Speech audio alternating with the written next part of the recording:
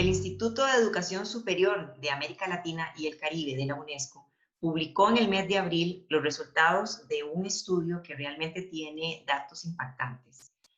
Son 23.4 millones de estudiantes los impactados con el tema de la pandemia y, más grave aún, 1.4 millones de educadores desplazados por este tema. Hoy, en Préstame tu Boca, vamos a analizar a profundidad el tema en Costa Rica. Bueno, bienvenidas y bienvenidos todos ustedes a un contacto más de Préstame tu Boca. Acá muy contenta y muy complacida porque hoy tengo una invitada a quien aprecio mucho y además admiro para tratar uno de los temas que nos debe estar preocupando a los que trabajamos en temas de docencia y formación de profesionales en comunicación. Estoy hablando y procedo a presentar a Yesenia Salazar Brenes. Yesenia es comunicadora, licenciada, ella es relacionista público en la Universidad de Costa Rica, en donde también da clases desde hace 15 años. Es profesora también en la Universidad Nacional en la Maestría de Responsabilidad Social y socia fundadora de Querigma Comunicación. Para mí es un placer recibirla en Préstame tu Boca. Yesenia, muchísimas gracias por acompañarnos. No, con mucho gusto, Jessica. Jessy, como le digo, con cariño. Claro. Aquí estamos con lo que podamos aportar y contribuir en estos procesos de aprendizaje. Aquí Claro. estamos. Bueno, y vamos con el gran bocado ya de la conversación, y es precisamente abordar el tema de la tecnología en la educación. Vos que tenés ya pues mucha experiencia en las universidades, ¿cómo impactó el tema de la pandemia? Contame si fue suficiente la tecnología, soportó en estos meses, porque todavía esto no ha terminado, la plataforma tecnológica que ofrecen las universidades, o que has escuchado, para hablar de una manera general, y también, bueno, ¿a qué nos enfrentamos con esto? Bueno, yo recuerdo, yo este semestre di clases en la Universidad de Costa Rica, di comunicación estratégica. Tuve la suerte, porque daba clases los lunes, entonces tuve la suerte de al menos estar en 2 clases presenciales y eso me ayudó muchísimo porque tenía un grupo muy grande de 28 estudiantes. Cuando la universidad nos envía a clases virtuales y a la pregunta si nos alcanzó, ¿verdad? Si logramos, si las plataformas tecnológicas, yo he de admitirles que era la primera vez que hacía una clase virtual. La Universidad de Costa Rica, inclusive la Escuela de Comunicación y tanto la Universidad Nacional también tienen sus plataformas de mediación virtual. La universidad lo que hizo inmediatamente en ambas eh, unidades académicas fue empezar a dar cursos, ¿verdad? En menos de una semana nos empezaron a dar cursos para poder potenciar las plataformas de mediación virtual, darle algunos tips a los docentes, entonces empezamos a participar. En mi experiencia yo utilicé Zoom, ¿verdad? Creo que a mí me alcanzó, me sirvió muchísimo realmente con mis estudiantes.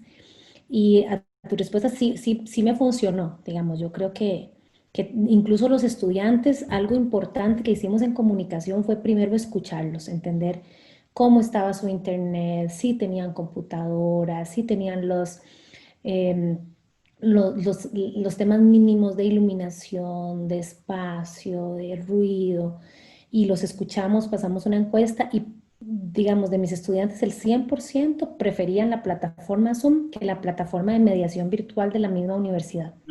Porque en ambos casos la sienten un poco tiesa, ¿verdad?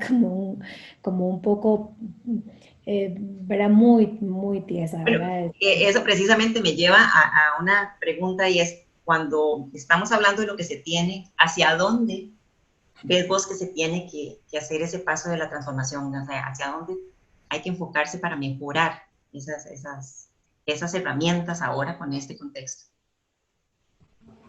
Bueno, yo recuerdo que una vez un colega ingeniero industrial, ¿verdad? Que nos estaba haciendo un manual de procedimientos en Querigma, me decía, mira, Jess, antes de que usted automatice este proceso, hagámoslo a lápiz, hagámoslo a lápiz. Y yo considero, en mi experiencia y un poco en la universidad hemos tenido algunos cafés virtuales o algunas noches virtuales entre docentes hablando de esto. Y yo creo que antes de hacer grandes cambios a nivel de plataformas, si tuviera que priorizar, creo que trabajar más con los docentes para, en temas didácticos, este, o sea, enseñarnos a nosotros los docentes que ya no es lo mismo estar en una clase donde te puedes mover, donde puedes socializar, donde puedes tirarte a la pizarra, a tener contacto con los estudiantes. Ahora tenemos contacto con una cámara. Y los chicos están ahí, ¿verdad? En el Zoom, y algunos ponen la cámara y algunos no ponen la cámara, pero uno como docente sí, ¿verdad? Tiene que tener ese contacto. Y cómo, no, y cómo manejar esa clase que entra desde esos espacios y ya después que los foros, que el video, que hagamos un Padlet, que hagamos un Menti, que hagamos ¿verdad? Que uno va aprendiendo. Yo misma he ido aprendiendo. Incluso el año pasado llevé un curso de didáctica universitaria y yo decía, ahora mucho de esto es virtual, ¿cuánto nos cambia? Yo siento que tenemos que empezar a hacerlo a lápiz, tenemos que empezar a trabajar desde lo más virtual de cómo hago yo para trabajar aquí con mis estudiantes y lograr ese vínculo. Y después creo que es secundario todo el montón de herramientas que yo puedo trabajar, que eso se puede desarrollar, podemos, creo que es importante compartir experiencias, pero sí creo que es muy importante que el docente el tema didáctico lo traiga aquí y que no crea que una plataforma tecnológica lo va a solucionar. Creo que tiene que ver, antes de que una plataforma tecnológica lo solucione, nosotros como docentes tenemos que entender este tema de la virtualidad. En todo contexto, y principalmente cuando se vive una crisis, bueno, una frase muy trillada es que todo trae oportunidades, pero también hay, cuando uno pone en práctica situaciones para solventar esa crisis, se da cuenta de que todo trae ventajas y desventajas. Si hablamos de la calidad, ¿verdad? De la calidad de la educación en estos meses, no podemos generalizar, pero ¿considera usted que se ha visto afectada la calidad por el cambio que hay en el tema del método, del canal, y más o menos en qué medida? Bueno, esa es una pregunta muy, muy interesante, ¿verdad? Yo creo que nos la podrían responder nuestros estudiantes, ¿verdad? ¿Qué tanto aprendieron? Igual yo creo que el aprendizaje es un compromiso de ambas vías, tanto el docente como el estudiante. Yo siento que efectivamente tal vez la calidad sí se vio un poco lesionada. ¿Y por qué podría decirlo? Por el contexto. ¿Verdad? No es lo mismo que nosotros demos clases virtuales o una charla virtual, ¿verdad? Este, en contexto pandemia que no en contexto pandemia. O sea, yo tuve estudiantes que perdieron su trabajo, tuve estudiantes que tuvieron que dejar su apartamento. O sea, que muchas estaban cruzados por otras, atravesados por otras situaciones emocionales. Y el aprendizaje, ahí es donde yo siempre subrayo, es un tema integral. No lo puedo limitar solo a una plataforma tecnológica. Entonces, puede ser que estos factores, incluso no solamente a ellos, yo creo que nosotros como docentes también, ¿verdad? Yo en algún momento yo dije, ay, me siento cansada, ¿verdad? Y entonces también abrí mi vulnerabilidad frente a mis estudiantes y creo que eso fue algo que facilitó el aprendizaje, por lo menos en mi experiencia, que yo también me sintiera, les demostrara mi vulnerabilidad. Yo siento que tuvimos muchos retos para poder cumplir con todos los contenidos. Creo que yo le agradezco muchísimo a la Escuela de Comunicación de la Universidad de Costa Rica que nos flexibilizó un poco. Ahora digo, bueno, tienen que reorganizar el programa. O sea, tuvimos que reorganizar el programa. Y montarnos en este tema rápido, reorganizar el programa si teníamos que, por decirlo así, hacerlo más enfocado, ¿verdad? Temáticas que porque clases usualmente de 3 horas se vieron reducidas a 2 horas, porque una clase virtual de 3 horas, imposible, o sea, los perdemos, ya los estudiantes no lo logran. Yo creo que lo que se dio, lo que logramos darlo, yo creo que sí logramos darlo bien, por el compromiso docente y de los chicos. En términos de la cantidad que hubiéramos querido dar, tal vez ahí es donde se vio un poco lesionada el contenido. Hablábamos ahora, antes de la entrevista, un poquito de aquellos factores que son los que harían la diferencia en este proceso de enseñanza. Y mencionabas el tema, el factor humano. Uh -huh. pienso que sería importante que nos contaras en alguna anécdota o algún ejemplo por qué decís que el factor humano es importante en este contexto. Bueno, a inicios de este semestre recuerdo que yo vi una capacitación donde nos decían que el contenido, ¿verdad? Sobre cómo las marcas se ven afectadas por COVID-19 y siempre se ha dicho que el contenido es el rey en comunicación, pero hoy más que nunca el contexto es la reina. Cuando hablo de que no perder de vista que yo tengo del otro lado de la cámara un estudiante que tiene una mamá en vulnerabilidad, que ha perdido el empleo, que quizá alguna estudiante no tenía una computadora, eh, o que están realmente agotados, porque es que veamos, pongámonos en su lugar, una semana tienen clase sincrónica y otra asincrónica y ahí van, y entonces la clase que no es presencial, hay una guía que hay que resolver y hay muchas guías.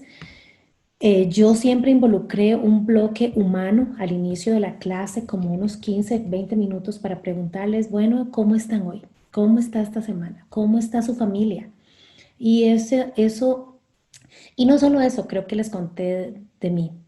Un ejemplo, eh, ellos, bueno, este semestre mi papá fue diagnosticado de cáncer de hígado y, y como familia ha sido durísimo, durísimo.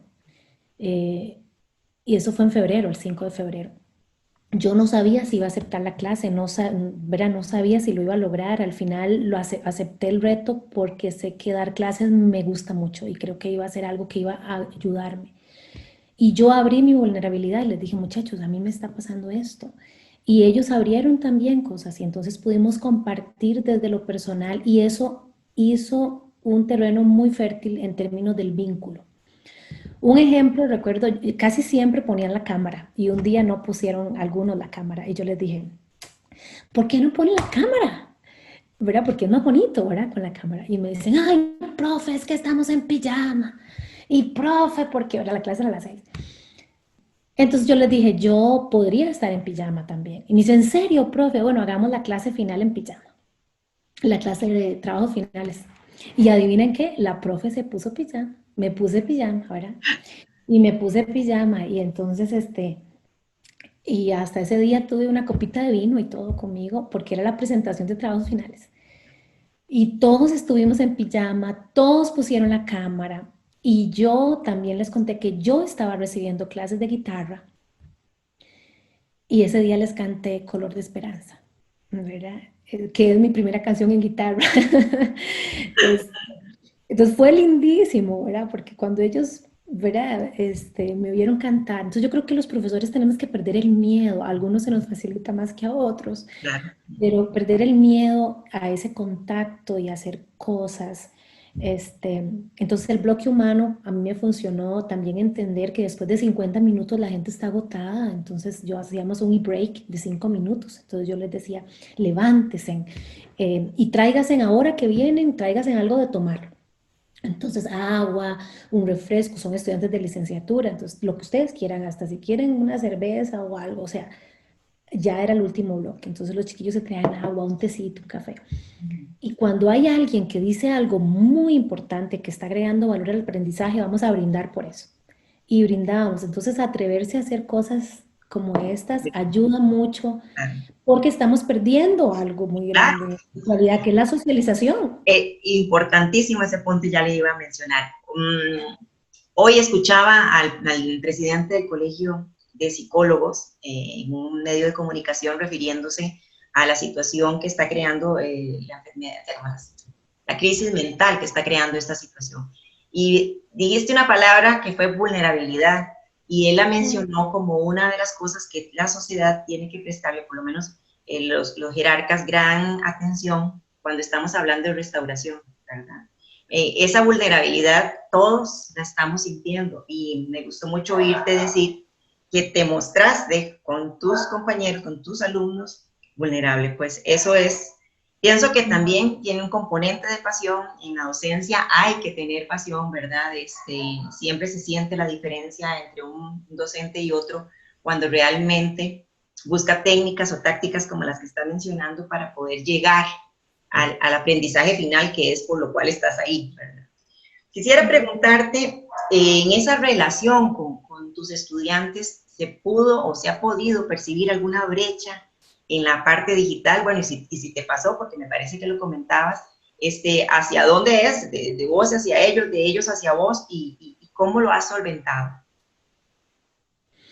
Bueno, yo cuento con la ventaja de que son estudiantes de comunicación y por lo menos siento que ellos están muy familiarizados, ¿verdad?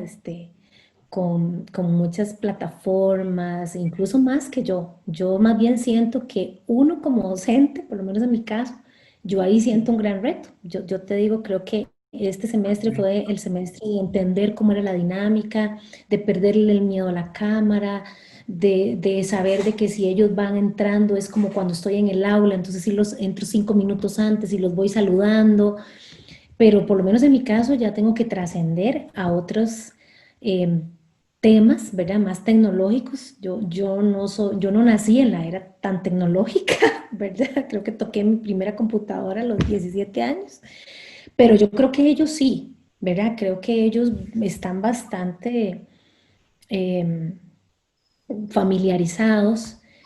Y aún así, ellos sí decían, profe, nos hacen mucha falta las clases presenciales. Nos hacen mucha falta las clases. Habían 5 clases que eran asincrónicas, valían 10 puntos cada una, había una guía para cada clase. Y ya al final del semestre negociamos, si quieren, hacemos clase normal y tienen los 10 puntos. Ay, sí, profe, mejor. O sea, sí querían la clase, este, y no mandarlos a hacer una guía y ver un video y hacer un mapa conceptual y hágame esto en un Padlet y grábese y me manda un video. O sea, ellos hacen, incluso estudiantes me presentaron podcasts, me presentaron murales en Instagram, súper creativos, ¿verdad? Muy creativos, por lo menos en comunicación. Me imagino que hay otros, he escuchado a algunas colegas que sí me han dicho que hay una brecha, ¿verdad? Que sí hay unos colegas que sí me han dicho que, hay unos docentes que están, ¿verdad? Están súper angustiados porque sí ven que tanto ellos como el estudiante, pero creo que es más tal vez en algunas facultades, por lo menos en comunicación no nos ha pasado tanto. No, es definitivo que a los docentes, o sea, más bien en los docentes recae un gran peso en el tema de la actualización, de perderle el miedo también, de perderle el miedo a esas cosas, ¿verdad? Nuevas y explorarlas, ¿verdad? Porque si va a continuar en la labor de educar, de guiar, ¿verdad? De guiar a los estudiantes, sí necesita por lo menos hablar el mismo lenguaje, ¿verdad? O incluso ser propositivo en nuevas formas, ¿verdad? De aprender. Una pregunta. Nada más una última. Yo creo que también ahí las universidades tienen un gran reto y las plataformas de mediación virtual, porque yo creo que tienen que ser más intuitivas, como más sencillas, porque eso a veces son muy complejas. Es como ir, ¿verdad? Golpeando, llevando un gran dinosaurio, ¿verdad? O sea, no sé, es como muy complejo y creo que tiene que ser más intuitivo, más fácil, más amigable las plataformas para que lo inviten a uno, ¿verdad? Ah, pero tenés que llevar un curso y 2 cursos y 3 cursos, entonces hay mucho desgaste, digamos. Yo Entonces, pienso que es, mejor lo hago en Zoom. ajá, que ha sido hecha esas plataformas, tal vez porque cualquier otra coyuntura o otro contexto, han sido hechas desde la universidad para también tener un control más organizativas a nivel académico y no con ese grado de facilidad del usuario, ¿verdad? Que más bien, yo creo que Sí, eso la es, experiencia del usuario. ajá, exacto. Que sí, ahí tenemos que ¿Verdad? crecer. Bueno, para ir cerrando, hay un tema el cual no quisiera, más bien no quisiera dejar pasar, y es que se ha hablado mucho, incluso antes de la pandemia, de que toda la era digital iba a venir a transformar los puestos de trabajo. Y con esa transformación de los puestos de trabajo iban a desaparecer muchos puestos de trabajo e iban a surgir necesidades. Incluso se había hablado hasta de la parte profesional, ¿verdad? Que ya no se tenía que ser Hay muchos textos que hablan de que ya no se tiene que ir a hacer 5 años, 6 años en una universidad, sino sea usted más técnico, que es lo que está ocupando el mercado.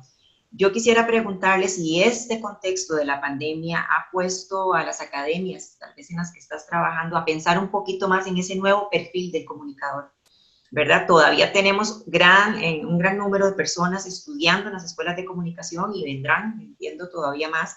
¿Qué viraje se ha pensado desde la academia hacia el rol del profesional en comunicación, pensando en esto, ¿verdad? En esas transformaciones que hay de los puestos de trabajo.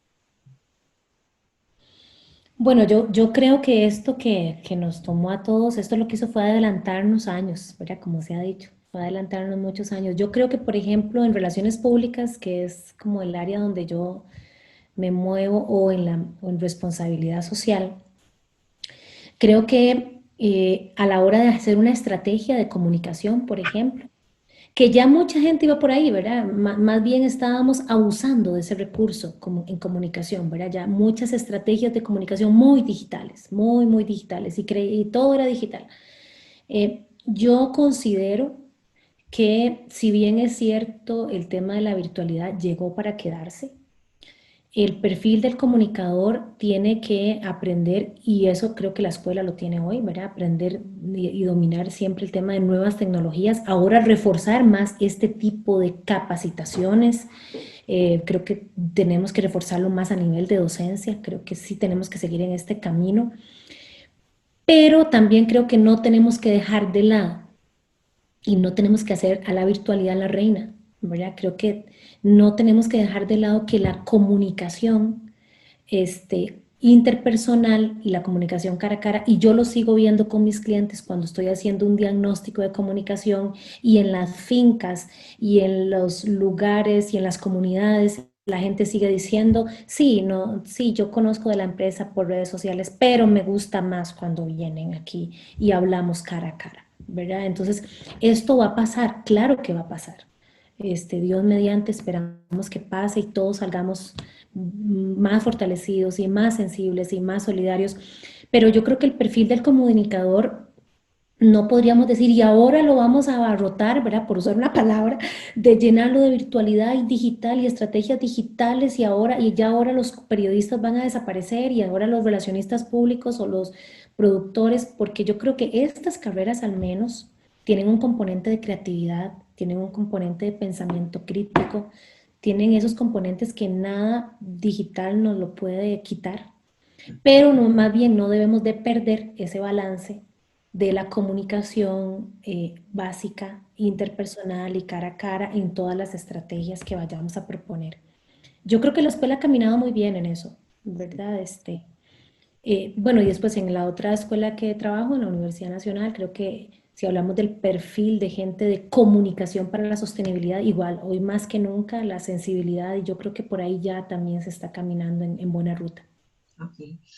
Hemos abordado en este ratito de conversación los desafíos no solamente para el profesor, ¿verdad? Para el docente, y un poco el desafío del profesional que se está formando.